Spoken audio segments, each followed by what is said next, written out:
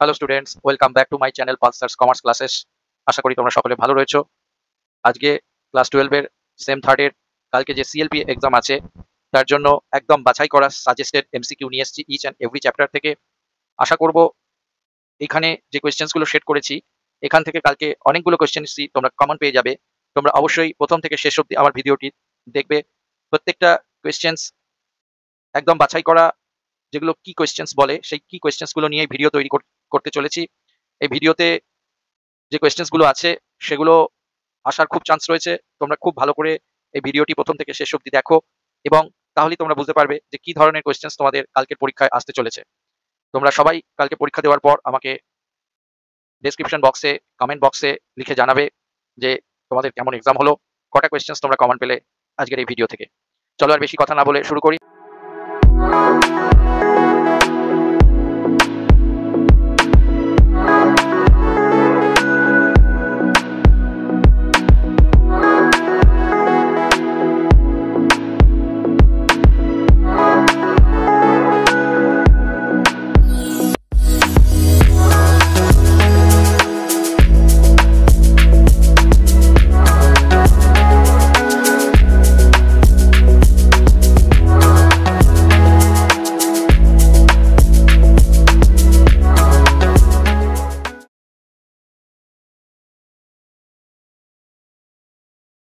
হাতে খুব কম সময় রয়েছে। প্রথমে দেখো, সঠিক উত্তরটি বাছাই করো। এর মধ্যে প্রথম রয়েছে অংশীদারি কারবারে অংশীদার হতে পারে। বিকৃত মস্তিষ্করা কি অংশীদার হতে পারে? না। দেউলিয়া ব্যক্তি? না। শত্রু দেশের বাসিন্দা? না। বিদেশি নাগরিক যদি কেউ হয় তাহলে সে কিন্তু অংশীদার হতে পারে। Option D is the right option. এরপরে 2 নম্বরে হচ্ছে অংশীদারি আইন অনুসারে অংশীদারি কারবারের পৃথক সত্তা রয়েছে, পৃথক সত্তা নেই। অংশীদারি কারবার অভিন্ন, অংশীদার ও কারবার অভিন্ন নয়। এখানে সঠিক অপশন হচ্ছে পৃথক সত্তা নেই। অংশীদারি কারবারের কোনো পৃথক সত্তা থাকে না। নাম্বার 3, অংশীদারি কারবারে কোনো চুক্তি না থাকলে অংশীদারদের ঋণের ওপর সুদের হার, যদি পার্টনারদের মধ্যে কোনো রকম পার্টনারশিপ ডিড না থাকে তাহলে পার্টনারদের যে সুদের হার দেওয়া হয় সেটা হচ্ছে 6% পার অ্যানাম। অর্থাৎ option B is the right option. 6% per annum তাদের ইন্টারেস্ট দেওয়া হবে বার্ষিক 6% হারে। এরপরে রয়েছে অংশীদারি সংজ্ঞা ভারতীয় অংশীদারি আইনের কোন ধারায় দেওয়া হয়েছে? এটা হচ্ছে option C is the right option. 5 number ধারায়, অংশীদারি কারবারি আইনের 5 নম্বর ধারায় অংশীদারি সংজ্ঞা দেওয়া হয়েছে। নেক্সট হচ্ছে একটি সাধারণ অংশীদারি কারবারের অধিকতম সংখ্যা হলো 100। এটা নিয়ে অনেকের কনফিউশন আছে যে কোথাও 50 লেখা আছে, কোথাও 20 জন লেখা আছে, কিন্তু এর কারেক্ট উত্তর হচ্ছে 100। ঠিক আছে, সবাই এটা নিয়ে আমাকে কোয়েশ্চেন্স করেছিল, কিন্তু এখন যে 2013 এর নতুন যে কোম্পানির অ্যাক্টে নিয়ম হয়েছে তাই অনুযায়ী 100 জন হচ্ছে ম্যাক্সিমাম সদস্য সংখ্যা অংশীদারি কারবারে। পরের কোয়েশ্চেন্স বলেছে ব্যাংক ব্যবসাতে সর্বাধিক কতজন অংশীদার থাকতে পারে? ব্যাংক ব্যবসাতে সর্বাধিক অংশীদারের সংখ্যা হচ্ছে 10 জন। এই কোয়েশ্চেন্সটা অলরেডি তোমাদের অ্যাকাউন্টস এসেছিল যে অংশীদারি কারবারের ব্যাংক ব্যবসাতে ম্যাক্সিমাম কতজন অংশীদার থাকতে পারে। পরের কোয়েশ্চেন, অংশীদারি কারবারের অপরিহার্য উপাদান হলো চুক্তি না মূলধন না ঝুঁকি না অংশীদারদের দায়? উত্তর হচ্ছে চুক্তি। কন্ট্রাক্ট হচ্ছে অংশীদারি কারবারের অপরিহার্য উপাদান। Without contract A partnership firm can not be started. Next হচ্ছে অংশীদারি কারবারে নাবালক ড্যাশ হিসাবে অংশীদার হতে পারে? এর উত্তর হচ্ছে নাবালক সুবিধাভোগী। নাবালক অংশীদারি কারবার থেকে সুবিধে পেতে পারে। নাবালক অংশীদারি কারবার থেকে সুবিধে পেতে পারে, কিন্তু সে কোনো দায় বা কোনো লস বিয়ার করে না। সুতরাং নাবালক হচ্ছে অংশীদারি কারবারের সুবিধাভোগী অংশীদার হিসাবে থাকতে পারে। অংশীদারি কারবার সৃষ্টি হয় কিসের মাধ্যমে? নিবন্ধনের না চুক্তির না বিশ্বাসের না সামাজিক সম্পর্কের? এর উত্তর হচ্ছে চুক্তির মাধ্যমে। অংশীদারি কারবার সৃষ্টি হয় চুক্তির মাধ্যমে। তারপর হচ্ছে ভারতে অংশীদারি আইনটি প্রচলিত হয়েছে। ভারতে অংশীদারি আইনটি কবে থেকে প্রচলিত হয়েছে? না, অপশন হচ্ছে অপশন বি, 1 অক্টোবর 1932 থেকে এই অংশীদারি আইনটি ভারতে প্রচলিত হয়। ঠিক আছে, নেক্সট কোয়েশ্চেন, যে অংশীদার অন্যান্য অংশীদারদের হয়ে ব্যবসা পরিচালনা করে তাকে বলে নিষ্ক্রিয় অংশীদার। একটা বিবৃতি আছে এবং তার সঙ্গে বলেছে যে নিষ্ক্রিয় অংশীদার কারবার মুনাফায় অংশ নেয় না কিন্তু ক্ষতির দায় বহন করে না। যে নিষ্ক্রিয় অংশীদার কারবারের মুনাফায় অংশ নেয় না কিন্তু ক্ষতির দায় বহন করে না। অ্যাকচুয়ালি যে অংশীদার অন্যান্য অংশীদারের হয়ে ব্যবসা পরিচালনা করে তাকে নিষ্ক্রিয় অংশীদার তো বলেই না, তাকে সক্রিয় অংশীদার বলে, তো এটা ভুল আছে। আর যে নিষ্ক্রিয় অংশীদার কারবারের মুনাফায় অংশ নেয় না কিন্তু ক্ষতির দায় বহন করে না, এটাও ভুল আছে। এখানে অপশন বি বিবৃতি ও কারণ উভয় মিথ্যা। Option B is the right option. এরপরে রয়েছে আইনগত, এখানে 4টে সেন্টেন্স বলা আছে, 4টে বাক্য রয়েছে, এর মধ্যে কোনগুলো ট্রু আর কোনগুলো ফলস বলতে হবে। আইনগত দৃষ্টিভঙ্গি থেকে অংশীদারি কারবারের পৃথক সত্তা স্বীকৃত হয়, এটা একদমই ভুল। অংশীদারি কারবারের কোনো কিন্তু পৃথক সত্তা নেই। এরপরে বলছে আইন কানুনের ব্যাপারে অংশীদারদের নাম সই করতে হয়, কারবারের নাম গ্রহণ করা হয় না। হ্যাঁ, এটা ঠিক কথা। যেহেতু অংশীদারি কারবারের কোনো পৃথক সত্তা থাকে না, তাই কোনো রকম জমি কেনা, বাড়ি কেনা, কোনো প্রপার্টি কেনা, এগুলোর জন্য কিন্তু অংশীদারদের নামই উল্লেখ করতে হয়, এটা ট্রু আছে। প্রত্যেক অংশীদারদের মূলধনের পরিমাণ সমান হয় না এমন কোনো ব্যাপার নেই। প্রত্যেক অংশীদারদের মূলধনের পরিমাণ যে সমান হবে এমন কোনো ব্যাপার নেই, এটা ফলস। আইনগতভাবে সব অংশীদার ব্যবস্থাপনায় অংশগ্রহণ করতে পারে না, এটা কিন্তু ঠিক নয়। সব অংশীদারই কিন্তু ব্যবস্থাপনায় অংশগ্রহণ করতে পারে। আইনগতভাবে লেখা আছে আইনগতভাবে সব অংশীদার ব্যবস্থাপনায় অংশগ্রহণ করতে পারে না। উত্তর হচ্ছে এটা কিন্তু ভুল লেখা আছে, যে কোনো অংশীদারই ব্যবস্থাপনায় অংশগ্রহণ করতে পারে। তাহলে এখানে দেখা যাচ্ছে অপশন 1,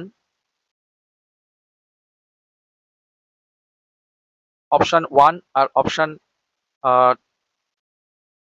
2 এই দুটো ভুল। মানে অপশন 1 আর 4টা ভুল আছে, আর 2, এখানে 1, 3 আর 4 তিনটেই ভুল আছে। সেই অপশনটা এখানে দেখতে পাওয়া যাচ্ছে না, অপশন একটু ভুল আছে। আমি যেটা বললাম সেটা তোমরা নোট ডাউন করে নাও, যে 1, 3 আর 4 এই তিনটে অপশনই কিন্তু ভুল অপশন আছে। একটাই এখানে ঠিক সেন্টেন্স আছে যে আইন কানুন ব্যাপারে অংশীদারদের নাম সই করতে হয়, কারবারের নাম গ্রাহ্য হয় না। আর আইনগত দৃষ্টিভঙ্গি থেকে অংশীদারি কারবারের পৃথক সত্তা স্বীকৃত হয় না। আর প্রত্যেক অংশীদারের মূলধনের পরিমাণ সমান হয় না, এটা তোমরা জানো। মূলধনের পরিমাণ সমান হয় এখানে লেখা আছে, সুতরাং ভুল। আর আইনগতভাবে সব অংশীদারি ব্যবস্থাপনায় অংশগ্রহণ করতে পারে, কিন্তু এখানে পারে না লেখা আছে, এটাও ভুল। নেক্সট হচ্ছে, যে ব্যক্তি নিজের নাম অংশীদারি কারবারে ব্যবহারের অনুমতি দিলেও কোনো মুনাফা ভোগ করে না, সেই ব্যক্তিদের কি বলে? তার নামে মাত্র অংশীদার। একের সঙ্গে বি, 1B দিয়ে, তারপরে হচ্ছে যে ব্যক্তি অংশীদার না হয়ে অংশীদারের মতন আচরণ করে, কাউকে প্ররোচিত করে, তাকে বলে আচরণে অনুমিত অংশীদার। 1B, 2D। যে অংশীদার কারবারের একজন বাদে সমস্ত অংশীদারের সীমিত দায় বহন করে, তাকে যে অংশীদারি কারবারে একজন বাদে সমস্ত অংশীদার সীমিত দায় বহন করে, তাকে সীমাবদ্ধ অংশীদার লিমিটেড লায়াবিলিটি পার্টনারশিপ বলে। এখানে একজনের দায়টা অসীম থাকে, আর বাকি সবার দায় কিন্তু সীমাবদ্ধ থাকে। আর যে সমস্ত অংশীদার পরিচালনায় অংশগ্রহণ করে না কিন্তু মুনাফায় অংশ পায় বা ক্ষতির দায় বহন করে, তাদেরকে নিষ্ক্রিয় অংশীদার বলে, অর্থাৎ 4D। তাহলে দেখো এখানে option C is the right option. 1 এর সঙ্গে হচ্ছে বি, 2 এর সঙ্গে হচ্ছে ডি, 3 এর সাথে হচ্ছে সি, আর 4 এর সাথে হচ্ছে এ। বোঝা গেল? এরপরে কোয়েশ্চেন্স হচ্ছে, একটা বিবৃতি আছে, দুটোই বিবৃতি আছে। সমস্ত মুনাফাভোগীরা ব্যবসায় অংশীদার হিসাবে গণ্য হয় না। হ্যাঁ, এটা ঠিক কথা যে সমস্ত অংশীদাররা ব্যবসায় মুনাফাভোগী হিসাবে কিন্তু গণ্য হয় না। আবার বলছে অনেক ক্ষেত্রে কোনো কোনো ব্যক্তির সঙ্গে ব্যবসায় মুনাফা বন্টনের চুক্তি হয়ে থাকে। এখানে বলেছে দেখো, সমস্ত মুনাফাভোগীরা ব্যবসায় অংশীদার হিসাবে গণ্য হয় না, মানে যারা মুনাফার অংশ পাবে তারা সবাই যে ব্যবসার অংশীদার হবে এমন নয়। আর বলছে অনেক ক্ষেত্রে, কিছু কিছু ক্ষেত্রে আহ, যে কোনো কোনো ব্যক্তির সঙ্গে ব্যবসায় মুনাফা বন্টনের চুক্তি হয়। এখানে বলছে তার মানে কি, মালিক না হলেও কেউ কেউ কিন্তু মুনাফা পেতে পারে। হ্যাঁ, হতেই পারে। ধরো ওই ব্যবসার যে ম্যানেজার, তাকে বলা হয়েছে যে তুমি যদি ভালো ব্যবসাটা চালাও, বা যে সেলসম্যান আছে তাকে বলা হয়েছে তুমি যদি বেশি টাকার সেল করো, তাহলে একটা মুনাফার অংশ তোমাকে দেওয়া হবে। তাহলে সমস্ত মুনাফা যারা পাবে তারা সবাই যে অংশীদারি হবে এমন কোনো মানে নেই।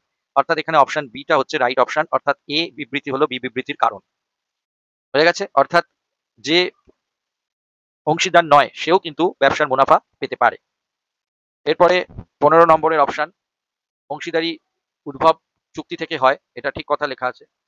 তারপরে লেখা আছে অংশীদারির উদ্ভব হয় মর্যাদা থেকে। অংশীদারির উদ্ভব হয় মর্যাদা থেকে, এটা কিন্তু ঠিক নয়। তাহলে 15 সি উত্তর হচ্ছে, এ বিবৃতিটি সত্য হলেও বি বিবৃতিটি মিথ্যা। এর পরের অপশন হচ্ছে, প্রাইভেট কোম্পানির গঠনের জন্য কমপক্ষে কতজন সদস্য লাগে? মিনিমাম সদস্য হচ্ছে 2 জন। 16 নম্বরে মিনিমাম প্রাইভেট কোম্পানিতে 2 জন সদস্য লাগে। তারপরে আছে পাবলিক কোম্পানি গঠনের জন্য কমপক্ষে কতজন সদস্যের প্রয়োজন? পাবলিক কোম্পানি গঠনের জন্য ন্যূনতম 7 জন সদস্য, অর্থাৎ option B is the right option. এরপরে বলেছে সরকারি কোম্পানির আদায়কৃত মূলধনের কমপক্ষে কত শতাংশ সরকারের অধিকারে থাকে। সরকারি কোম্পানিগুলোর ক্ষেত্রে সরকারের হাতে 51% শেয়ার থাকে। এরপরে বলেছে পাবলিক কোম্পানির ন্যূনতম পরিচালকের সংখ্যা কতজন, মানে কমপক্ষে কতজন থাকতে হবে পরিচালক, কমপক্ষে 3 জন পরিচালক কিন্তু থাকতেই হবে। তারপরে কোয়েশ্চেন, ভারতীয় কোম্পানির 2-87 ধারা অনুযায়ী যে কোম্পানি মোট শেয়ার মূলধনের অর্ধেকের বেশি অংশ অন্য কোম্পানির হাতে থাকে, মানে তাকে বলা হয় অধীনস্থ কোম্পানি, অর্থাৎ যে কোম্পানিটার শেয়ার 50% বেশি শেয়ার অন্য কোম্পানি হোল্ড করে আছে তাকে বলা হয় অধীনস্থ কোম্পানি বা সাবসিডিয়ারি কোম্পানি। এরপরে যেটা আছে সেটা হলো যে পাবলিক কোম্পানির ক্ষেত্রে সর্বোচ্চ সদস্য সংখ্যা কত হতে পারে। পাবলিক কোম্পানির ক্ষেত্রে সর্বোচ্চ সদস্য সংখ্যার কোনো নির্দিষ্ট সীমা নেই, যতজন খুশি হতে পারে, আনলিমিটেড। এরপরে একটা বিবৃতি আছে যে সরকারের সঙ্গে সরকারি কোম্পানির সত্তা আলাদা হয়, এটা ঠিক কথা লেখা আছে, ইট ইজ ট্রু। তারপরে লেখা আছে যে সরকারি কোম্পানির অস্তিত্ব চিরন্তন নয়, এটা ভুল লেখা আছে। সরকারি কোম্পানির কিন্তু অস্তিত্ব হচ্ছে চিরন্তন, সরকারি কোম্পানির কিন্তু চিরন্তন অস্তিত্ব থাকে। তো বিবৃতিটা ঠিক আছে কিন্তু কারণটা ভুল আছে। তাহলে আমাদের এখানে উত্তর যেটা হচ্ছে অপশন সি, বিবৃতি সত্য কারণ মিথ্যা। এরপরে হচ্ছে কোম্পানির নিবন্ধন বাধ্যতামূলক। কোম্পানির নিবন্ধন অবশ্যই বাধ্যতামূলক, একদম সত্য কথা, কেননা নিবন্ধন না হলে কোম্পানি স্টার্ট করা যায় না। আর নিবন্ধন ছাড়া কোম্পানির আইনসম্মত স্বীকৃতি লাভ করে না, এটাও সত্যি কথা। উইদাউট রেজিস্ট্রেশন কোনো কোম্পানির আইনসঙ্গত সত্তা হয় না। তাহলে এখানে 23 অপশন এ বিবৃতি এবং কারণ উভয়ই হচ্ছে গিয়ে সত্য। এরপরে হচ্ছে এখানে 4টে সেন্টেন্স দেওয়া আছে, এর মধ্যে কোনটা ট্রু আর কোনটা ফলস বলতে হবে। নিবন্ধনের পর কোম্পানির একটি নিজস্ব ব্যক্তিত্ব স্বতন্ত্রতা লাভ করে, ঠিক। রেজিস্ট্রেশনের পরে কিন্তু কোম্পানি একটা সেপারেশন পায়, আলাদা একটা সেপারেট এন্টিটি হয়। নিবন্ধিত কোম্পানির কৃত্রিম ব্যক্তির মতন কাজ করে, আর্টিফিশিয়াল পার্সন হিসাবে এই রেজিস্টার্ড কোম্পানি কাজ করে, এটাও ট্রু, সত্যি এটা। এই জাতীয় প্রতিষ্ঠানের স্থায়িত্ব শেয়ার গ্রহীতাদের অস্তিত্বের উপর নির্ভর করে না, শেয়ার গ্রহীতা মারা গেলে, একজন শেয়ার গ্রহীতা মারা গেলে এই কোম্পানির কিছু যায় আসে না, সুতরাং এটা ফলস লেখা আছে। শেয়ার গ্রহীতাদের মৃত্যু হলে কোম্পানির অস্তিত্ব বিঘ্নিত হয় না, এটাও ফলস লেখা আছে। তাহলে 1A B হচ্ছে সত্য আর CD হচ্ছে মিথ্যা। Option A is the right option.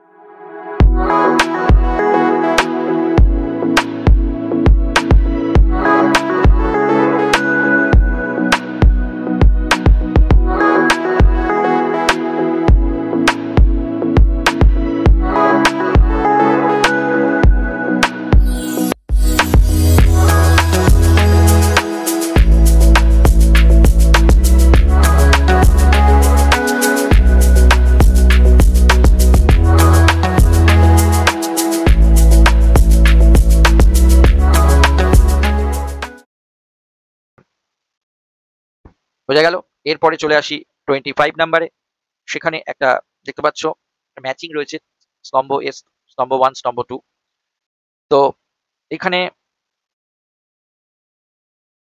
কোম্পানির বন্টনযোগ্য মুনাফা সর্বপ্রথম পায় কারা? কোম্পানির প্রফিট সবার আগে পায় অগ্রাধিকার যুক্ত শেয়ার গ্রহীতারা, অর্থাৎ 1 এর সাথে হচ্ছে বি,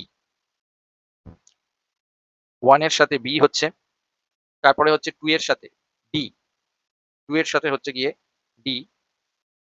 কোম্পানি একটি কৃত্রিম ব্যক্তি, তাই কোম্পানির প্রয়োজনীয় কাগজপত্রে ব্যবহৃত হয় কোম্পানির নামাঙ্কিত সাধারণ সিলমোহর। এরপরে রয়েছে 3, কোম্পানির মূলধন সংগৃহীত হয় শেয়ার বা ঋণপত্র বিলি করে, 3 এর সঙ্গে এ। আর কোম্পানি আইন অনুযায়ী কোম্পানির পৃথক স্বীকৃতি রয়েছে, 4 এর সাথে হচ্ছে সি, কোম্পানির স্থায়িত্ব শেয়ার গ্রহীতাদের অস্তিত্বের উপর নির্ভর করে না। তাহলে এখানে আমরা দেখতে পাচ্ছি যে option C is the right option, option C is the right option.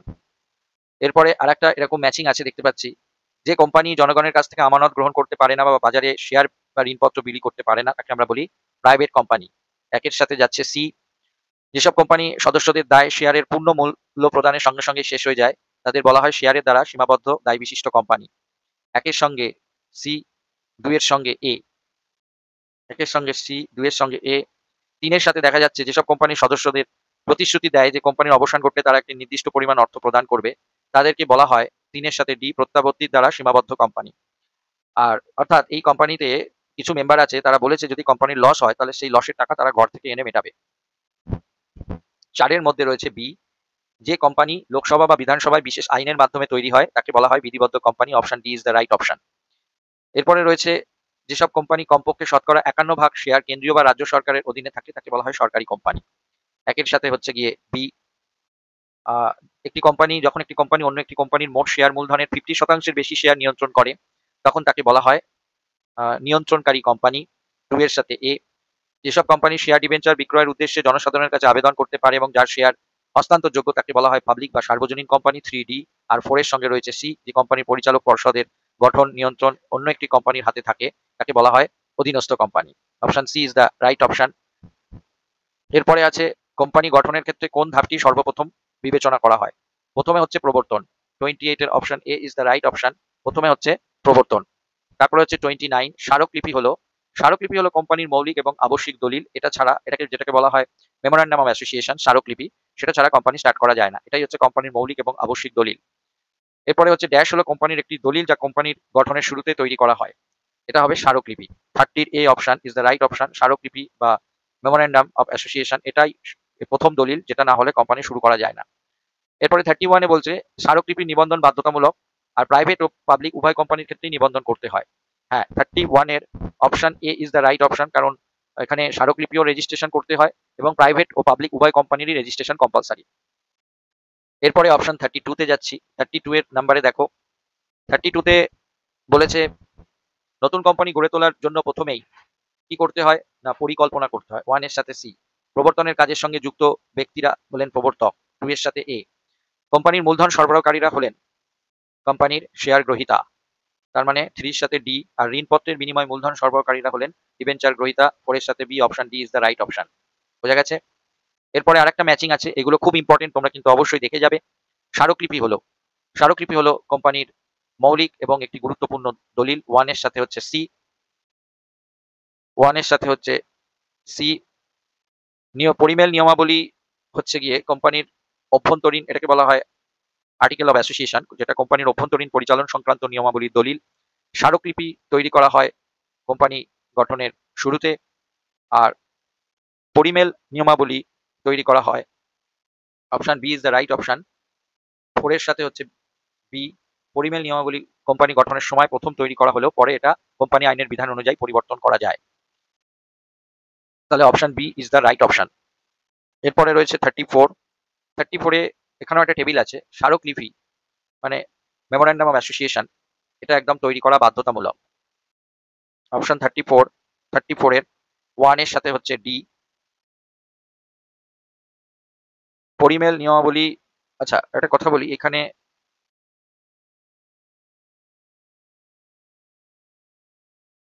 স্মারকলিপি 34 অপশনে অপশন সিটা হবে রাইট অপশন। স্মারকলিপি হচ্ছে কোম্পানির একটি মৌলিক দলিল, পরিমেল নিয়মাবলী কোম্পানির একটি আনুষঙ্গিক দলিল। 3D তে হচ্ছে পাবলিক কোম্পানির ক্ষেত্রে স্মারকলিপি মানে মেমোরান্ডাম অফ অ্যাসোসিয়েশন বাধ্যতামূলক, আর পাবলিক কোম্পানির ক্ষেত্রে পরিমেল নিয়মাবলী বানানো যেতেও পারে, নাও যেতে পারে, ঐচ্ছিক। তাহলে option C is the right option.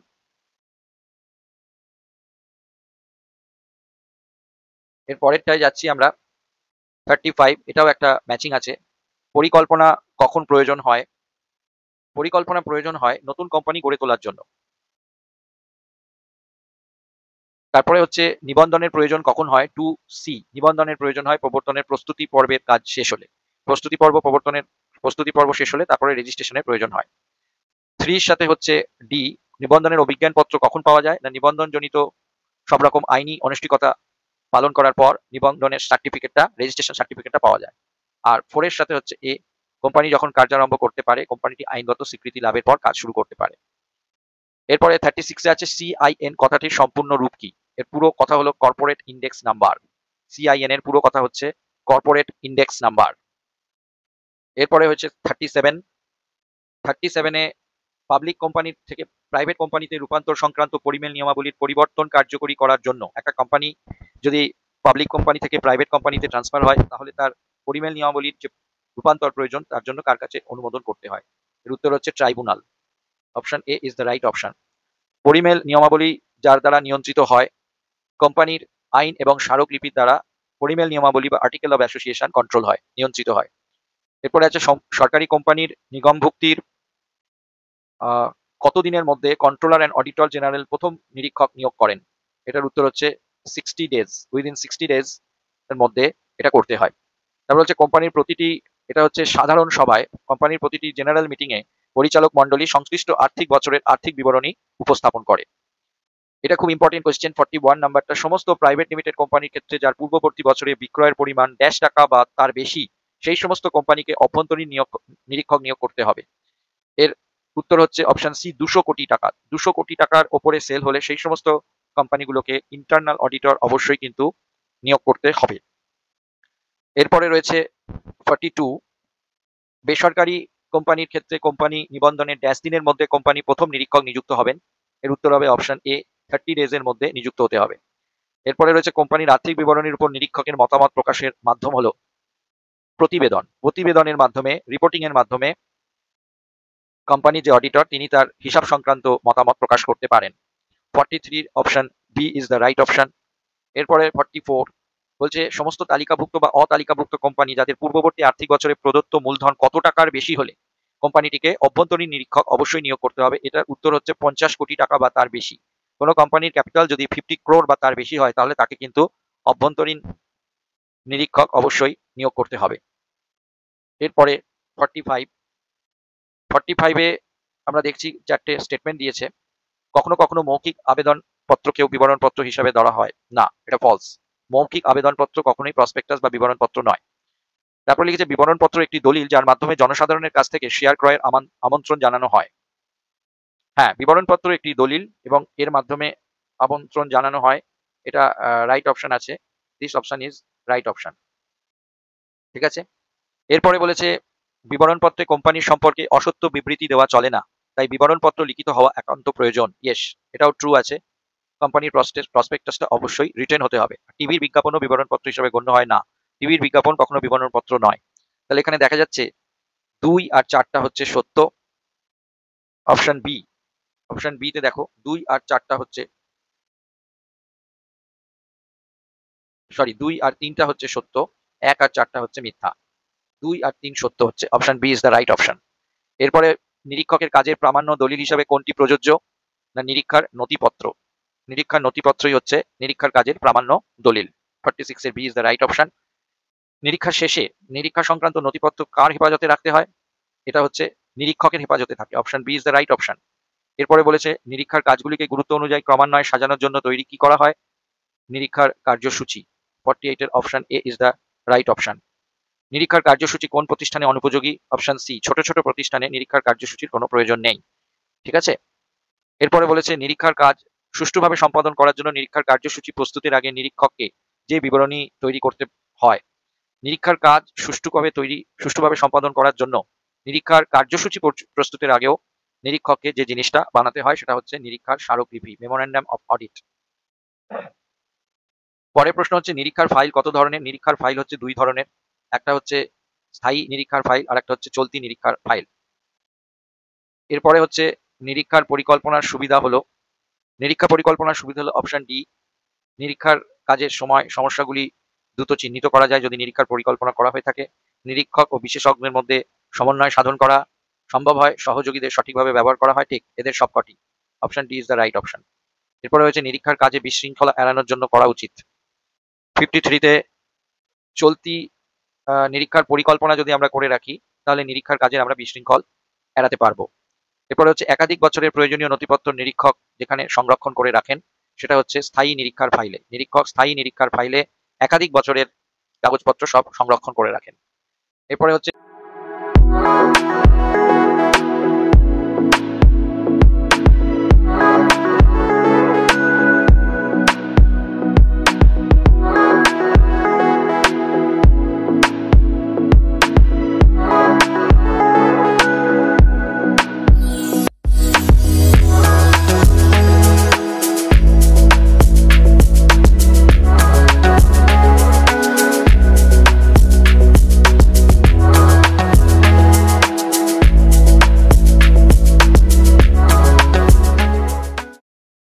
নিয়মমাফিক পরীক্ষা বলতে বোঝায়, নিয়মমাফিক পরীক্ষা বলতে বোঝায় সি অপশন, হিসাবগুলির প্রাথমিক পরীক্ষা। নিয়মমাফিক পরীক্ষায় প্রত্যেকটা হিসাবের যোগ বিয়োগ, লেজারে ঠিক মতন পোস্টিং হয়েছে কিনা, ব্যালেন্স ঠিক মতন টানা হয়েছে কিনা, এগুলো সব ভালো করে দেখা হয়। এরপরে বলছে নিচের কোনটি নিয়মমাফিক পরীক্ষার অসুবিধা? নিয়মমাফিক পরীক্ষার অসুবিধা হচ্ছে অপশন বি, সমস্ত লেনদেনগুলি থেকে কয়েকটি বেছে নিয়ে সেগুলির বিস্তারিত পরীক্ষা। আচ্ছা, নমুনা পরীক্ষা হলো যে ধরনের পরীক্ষা, এটা হচ্ছে সমস্ত লেনদেনগুলি থেকে কয়েকটি বেছে নিয়ে সেগুলির বিস্তারিত পরীক্ষা, এটাকে বলা হয় নমুনা পরীক্ষা। আর ওপরের প্রশ্নটা ছিল নিচের কোনটি নিয়মমাফিক পরীক্ষার অসুবিধা। নিয়মমাফিক পরীক্ষার অসুবিধা হচ্ছে কি, নিয়মমাফিক পরীক্ষার সময় এবং ব্যয় দুটোই বেশি লাগে, এটাই হচ্ছে গিয়ে নিয়মমাফিক পরীক্ষার অসুবিধা। এরপরে বলছে নিচের কোনটি নিয়মমাফিক পরীক্ষার সুবিধার মধ্যে পড়ে না, অর্থাৎ অসুবিধা। সেটা হচ্ছে গিয়ে বি অপশন, পরিকল্পিত ভুল হলে সেটা কিন্তু নিয়মমাফিক পরীক্ষায় ধরা খুব শক্ত ব্যাপার। তারপরে বলছে যে ধরনের নিরীক্ষা সংক্রান্ত খরচের সাশ্রয় হয়। আমরা যদি নমুনা পরীক্ষা করি তাহলে খুব কম সময় হয়ে যায়, কিছু কিছু তুলে তুলে পরীক্ষা করি, সেক্ষেত্রে আমাদের নিরীক্ষার খরচের সাশ্রয় হয়। 59 এর ক্ষেত্রে option C is the right option. কোনটি নিয়মমাফিক পরীক্ষার সুবিধা নয়, এর মধ্যে কোনটি নিয়মমাফিক পরীক্ষার সুবিধা নয়? নিয়মমাফিক পরীক্ষার সুবিধা নয় যেটা, সেটা হচ্ছে যান্ত্রিক পদ্ধতি। নিয়মমাফিক পদ্ধতি একটা হচ্ছে গিয়ে যান্ত্রিক পদ্ধতি, যন্ত্রের মতন এখানে অডিটরকে কাজ করে যেতে হয়। এরপর বলছে যে ধরনের প্রতিষ্ঠানে নমুনা পরীক্ষা করা উচিত, বৃহদায়তন প্রতিষ্ঠানে কিন্তু নমুনা পরীক্ষা করাটা উচিত, কারণ বৃহদায়তন প্রতিষ্ঠানে বড় বড় প্রচুর প্রচুর ট্রানজাকশন, সেগুলো একভাবে রেকর্ড করা, সেগুলো একভাবে পরীক্ষা করা যায় না। সেই জন্য এই নমুনা পরীক্ষায় তুলে তুলে টেস্ট চেকিং করা, এটা সাধারণত বৃহদায়তন প্রতিষ্ঠানই হয়ে থাকে। তারপরে বলছে নিয়মমাফিক পরীক্ষা হলো একটি কি ধরনের পদ্ধতি, না চিরাচরিত পুরনো পদ্ধতি, বহু বছর ধরে এটা চলে আসছে, চিরাচরিত পদ্ধতি। নমুনা পরীক্ষার উল্লেখযোগ্য সীমাবদ্ধতা হলো নমুনা পরীক্ষা সঠিক নমুনা নির্বাচন করতে অসুবিধা হয়, এবং সঠিক নমুনা নির্বাচন করতে না পারলে কিন্তু নিয়মমাফিক পরীক্ষার উদ্দেশ্য ঠিক মতন প্রকাশ পায় না। এরপরে রয়েছে একটা বিবৃতি, সেখানে বলেছে নিয়মমাফিক পরীক্ষার মাধ্যমে ভুল ত্রুটি বা জাল জুয়াচুরি সহজেই ধরা পড়ে। ঠিক, নিয়মমাফিক পরীক্ষার কাজটি চার্টার অ্যাকাউন্টেন্টরা করেন না। চার্টার অ্যাকাউন্টেন্টরা নিয়মমাফিক কাজ করেন না, তাদের যে আর্টিকেল ক্লার্করা থাকে তারাই করেন। 64 এর অপশন সি, বিবৃতি সত্য কিন্তু কারণটা মিথ্যা। এরপরের হচ্ছে আরেক একটা বিবৃতি কারণ আছে, যে প্রাথমিক হিসাব বইয়ের সব যোগ এক পৃষ্ঠা থেকে আরেক পৃষ্ঠায় ওঠানো যেটা না অন্যান্য কাজ ঠিক হয়েছে কিনা তা দেখা নিয়মমাফিক পরীক্ষার কাজ, এটা ঠিক কথা। কিন্তু তার সাথে বলেছে নিয়মমাফিক পরীক্ষা বলতে সাধারণত লেনদেনের প্রাথমিক পরীক্ষা। হ্যাঁ, দুটোই ঠিক বলেছে, option A is the right option, বিবৃতি এবং কারণ উভয় সত্য। এরপরে হচ্ছে ছোট ছোট প্রতিষ্ঠানের ক্ষেত্রে নমুনা পরীক্ষা ভীষণভাবে উপযোগী, কারণ ছোট প্রতিষ্ঠান হলেও লেনদেনের সংখ্যা অনেক ক্ষেত্রেই বেশি থাকে, যার ফলে লেনদেনের বিস্তারিত পরীক্ষা সম্ভব নয়। 66 এর অপশন বি, বিবৃতি ও কারণ উভয় মিথ্যা, কারণ ছোট ছোট প্রতিষ্ঠানের ক্ষেত্রে নমুনা পরীক্ষা উপযোগী নয়, এটা শুধুমাত্র বড় বড় প্রতিষ্ঠানের ক্ষেত্রে উপযোগী, আর ছোট ছোট প্রতিষ্ঠানে অনেক সংখ্যক লেনদেন থাকে না, তাহলে এটা দুটোই মিথ্যা বলা হয়েছে। এরপরে 67-এ আমরা দেখতে পাচ্ছি চারটে সেন্টেন্স বলেছে, ক্ষুদ্রায়তন কারবারি সংস্থার নমুনা পরীক্ষা প্রযোজ্য হয়। 67-এর এইটা কিন্তু ঠিক নয়, নমুনা পরীক্ষা বড় প্রতিষ্ঠানে লাগে। ঋতু নির্ভর শিল্পের সমগ্র হিসাবকালের লেনদেনে নমুনা পরীক্ষা করা উচিত নয়, এটা ট্রু, এটা ঠিক লিখেছে। যেগুলো ঋতু নির্ভর সিজনেবল বিজনেস, এই ক্ষেত্রে নমুনা পরীক্ষা কিন্তু ঠিক নয়। স্বেচ্ছাসেবক সংস্থায় নমুনা পরীক্ষার প্রয়োজন হয়, আর প্রারম্ভিক ও অন্ত দাখিলার ক্ষেত্রে নমুনা পরীক্ষা করা যায় না। এখানে অপশন যেটা আমরা ভাবছি সেটা হচ্ছে অপশন সি, অর্থাৎ সবকটি সত্য। ক্ষুদ্রায়তন কারবারি সংস্থায় নমুনা পরীক্ষা প্রযোজ্য নয়। আচ্ছা, প্রযোজ্য নয় বলেছে, তার মানে এটা রাইট অপশন আছে, প্রযোজ্য নয় হয়, ঠিক আছে, এটা হচ্ছে রাইট অপশন। তারপরে বলেছে যে স্বেচ্ছাসেবক সংস্থায় নমুনা পরীক্ষার প্রয়োজন হয় না, প্রয়োজন নয় এটা। আর প্রারম্ভিক ও অন্ত দাখিলার ক্ষেত্রে নমুনা পরীক্ষা করা যায় না। তাহলে এখানে দেখা যাচ্ছে চারটে অপশনই ঠিক অপশন আছে, তাহলে অপশন সিটা হচ্ছে গিয়ে রাইট অপশন। বোঝা গেল? আচ্ছা, এরপরে চলে যাচ্ছি 68-এ। এখানে বলছে নমুনা নির্বাচন ত্রুটিপূর্ণ হলে নমুনা পরীক্ষাও ত্রুটিপূর্ণ হয়, যার ফলে এই ধরনের নিরীক্ষার বিশ্বাসযোগ্যতা কম হয়। ঠিক, এটা ঠিক কথা লেখা আছে। 68-এ অপশন এ হচ্ছে রাইট অপশন, কেননা নমুনা পরীক্ষায় একেরটা এটা রাইট লেখা আছে, সত্য কথা। তারপর বলছে নমুনা পরীক্ষায় সকল ধরনের ভুল ত্রুটি উদ্ঘাটন করা যায় না বলে পরীক্ষার উদ্দেশ্য ব্যর্থ হয়, এটাও ঠিক কথাই লেখা আছে, যে সমস্ত লেনদেনের সমস্ত ভুল এখানে ধরা পড়ে না। তারপর বলছে নমুনা পরীক্ষাতে নিরীক্ষকের সহযোগী সকল লেনদেনের বিস্তারিত পরীক্ষা করতে হয় না বলে তারা ভীষণভাবে কাজে অবহেলা করে। না, এটা ঠিক কথা নয়, কাজে তারা অবহেলা করে না। আর ছোট ছোট প্রতিষ্ঠানের ক্ষেত্রে নমুনা পরীক্ষা ভীষণভাবে উপযোগী, এটাও মিথ্যে, ঠিক নয়। তাহলে দেখা যাচ্ছে 1 আর 2টা সত্য, আর 3 আর 4টা হচ্ছে মিথ্যা, 68-এর অপশন। 69-এ বলেছে নিয়মমাফিক পরীক্ষার কাজটি খুব সহজ, এর জন্য বিশেষ জ্ঞানের প্রয়োজন হয় না। ঠিক, ঠিক কথা বলেছে। আর বলেছে সাধারণ নিরীক্ষার করণিকরাই নিয়মমাফিক পরীক্ষাটি কাজ করতে পারে। হ্যাঁ, এ এবং বি দুটোই এখানে সত্য বলেছে, তার মানে অপশন বি বি হলো বিবৃতি এবং বি বিবৃতি হলো এ বিবৃতির কারণ। 69-এর option B is the right option. এরপরে 70-তে বলেছে নিয়মমাফিক পরীক্ষার মাধ্যমে ভুল ত্রুটি ও জাল জুয়াচুরি সহজেই ধরা পড়ে। সুপরিকল্পিত জুয়াচুরি উদ্ঘাটনের পক্ষে নিয়মমাফিক পরীক্ষা উপযুক্ত নয়। দুটোই সত্য কথা লেখা আছে। এখানে অপশন বি বি বিবৃতি হলো এ বিবৃতির কারণ। এরপরে বলেছে নমুনা নির্বাচনের উপরেই নমুনা পরীক্ষার সাফল্য নির্ভর করে। ঠিক, নমুনা নির্বাচনে ত্রুটিপূর্ণ হলে নমুনা পরীক্ষাও ত্রুটিপূর্ণ হবে। এখানেও option B is the right option. তারপরে রয়েছে 72-তে বলছে নিয়ম মাফিক পরীক্ষার সুবিধা হলো ভুল ত্রুটি আবিষ্কার করা। নিয়ম মাফিক পরীক্ষার অসুবিধা হলো পরিকল্পিত ভুল ধরা পড়ে না। আর নিয়ম মাফিক পরীক্ষা শুরুর আগে পূর্বের বিবেচ্য বিষয় 3 সাথে এ হচ্ছে নমুনা বিবেচনা করতে হয়, নমুনা নির্বাচন করতে হয়। আর যে সকল লেনদেনের নমুনা পরীক্ষা করা হবে সেই লেনদেনগুলি কি করতে হয়, পুরোপুরি গোপন রাখা প্রয়োজন। অর্থাৎ 72 এর option B is the right option. তারপরে রয়েছে 73-তে বলেছে নিয়ম মাফিক পরীক্ষা বেশ বিস্তৃত। 1 এর সাথে ডি। নিয়মাফিক পরীক্ষা সাধারণত পরীক্ষা করা হয় 2 এর সাথে হচ্ছে প্রাথমিক হিসাবগুলি। ঠিক আছে, প্রাথমিক হিসাবগুলো এখানে ভালো করে চেক করা হয়। 73-এর ক্ষেত্রে অপশন এ হচ্ছে। তারপরে বলেছে নিয়মমাফিক পরীক্ষার পরিধি 3 এর সাথে হচ্ছে ডি। নিয়মমাফিক পরীক্ষার পরিধি হচ্ছে বিস্তৃত। আচ্ছা, 1 এর সঙ্গে অপশনটা একটু ভুল আছে। 1 এর সঙ্গে অপশন হচ্ছে কিন্তু 1 এর সাথে হচ্ছে সি। 1 এর সাথে কিন্তু অপশনটা হবে সি। 1 এর সাথে হচ্ছে সি। আর 4 এর সাথে হচ্ছে বি, যে গাণিতিক নির্ভুলতা যাচাই করা যায়। নিয়মাফিক পরীক্ষার উদ্দেশ্য হচ্ছে গাণিতিক নির্ভুলতা যাচাই করা। তো 73-র অপশন ডি হচ্ছে গিয়ে রাইট অপশন।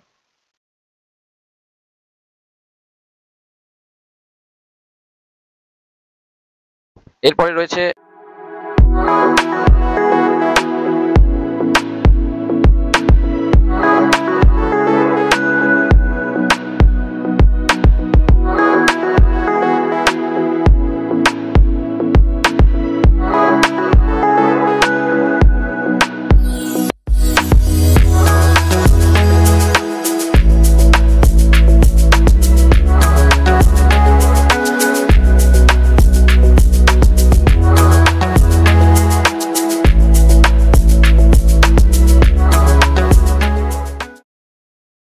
সেভেন্টি-4, এটা তোমাদের লাস্ট কোয়েশ্চেন্স। এটাও একটা খুব ভালো ম্যাচিং রয়েছে।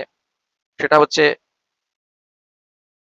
গুরুত্বপূর্ণ লেনদেনের ক্ষেত্রে নমুনা পরীক্ষা ঝুঁকিবহুল। ঠিক কথা। 2 এর শীতে বলছে স্বেচ্ছাসেবক সংস্থায় নমুনা পরীক্ষা করা যায় না, অনুপযোগী। 3 এর সাথে হচ্ছে এই নমুনা নেওয়া যায় না। যে সকল বিষয় অনুমান নির্ভর, যেমন ভবিষ্যৎ ব্যবস্থা এবং ইত্যাদি, সেক্ষেত্রে কিন্তু নমুনা নেওয়া যায় না। আর 4 এর সাথে ডি হচ্ছে যে নমুনা আইনানুগ বিষয়গুলি যেমন ব্যবস্থাপনা পরিচালকদের পারিশ্রমিক, লাভ্যাংশ, ক্রয় প্রদান ইত্যাদির ক্ষেত্রে কিন্তু নমুনা পরীক্ষা করা যায় না। তাহলে এখানে 74-এর অপশন এ হচ্ছে রাইট অপশন। ঠিক আছে, তো এই ছিল তোমাদের আজকের ল অ্যান্ড অডিট সিএলপি এর সাজেশনস। এই কোয়েশ্চেন্স গুলো তোমরা আজকে রাত্রিরে এবং কালকে সকালের মধ্যে অবশ্যই খুব ভালো করে দেখে এবং পড়ে যাও। খুব বাছাই করা নির্বাচিত কোয়েশ্চেন্স গুলো অত্যন্ত দক্ষতার সাথে ঠিক করা হয়েছে এবং এখান থেকে আশা করা যাচ্ছে প্রায় 80% 90% তোমরা কমন পেয়ে যাবে। তোমরা এই কোয়েশ্চেন্স গুলো অবশ্যই দেখবে। তোমরা বিভিন্ন জায়গা থেকে বিভিন্ন কোয়েশ্চেন্স আনসার্স দেখছো, কিন্তু এই কোয়েশ্চেন্স গুলোকে সবার আগে খুব ভালো করে তৈরি করে রাখো। আশা করছি এইখান থেকে তোমরা 90% মতন কমন পাবে। তোমাদের পরীক্ষা কিরম হলো তোমরা অবশ্যই তোমাদের কমেন্ট বক্সে লিখে জানাবে কালকের পরীক্ষা, এবং এই ভিডিওতে কত পার্সেন্ট তোমরা কমন পেলে সেটাও তোমরা লিখে জানাবে। আগামী দিনে যাদের বিএসটিডি রয়েছে বা কস্টিং এবং ট্যাক্সেশন রয়েছে সেই পেপারগুলোর জন্যও আমি ভিডিও আপলোড করব 2-1 দিনের মধ্যেই। একদম ম্যারাথন ভিডিও, যেখানে প্রায় 150-200টা করে কোয়েশ্চেন্স থাকবে পুরো সাবজেক্টটাকে কভার করে। যেমন আজকের সিএলপিএতে ছিল, পুরো সাবজেক্টটা কভার করে এই ভিডিও তৈরি করা হয়েছে। এবং এখানে প্রত্যেকটা চ্যাপ্টার থেকে যে কি কোয়েশ্চেন্স গুলো আসতে পারে, যে মেইন কোয়েশ্চেন্স গুলো আসতে পারে, একদম সিলেবাস ধরে ধরে সেই কোয়েশ্চেন্স গুলো তৈরি করে এই ভিডিও বানালাম। আশা করছি তোমরা সবাই এই ভিডিওটির থেকে অত্যন্ত উপকৃত হবে এবং আমার চ্যানেলটি তোমরা সাবস্ক্রাইব করে নেবে পরবর্তী ভিডিওগুলোর জন্য। আর কালকে তোমাদের পরীক্ষা এবং আগামী দিনের পরীক্ষাগুলো যাতে খুব ভালো হোক, এই জন্য ঈশ্বরের কাছে প্রার্থনা রইল। ধন্যবাদ।